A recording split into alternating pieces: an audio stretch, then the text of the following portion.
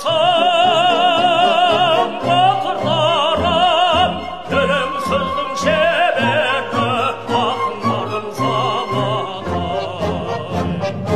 Азаматтың міндеті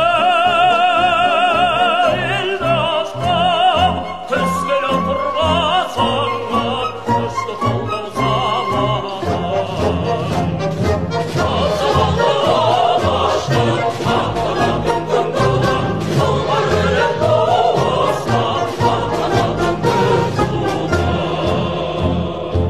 Айғайдасың ортаға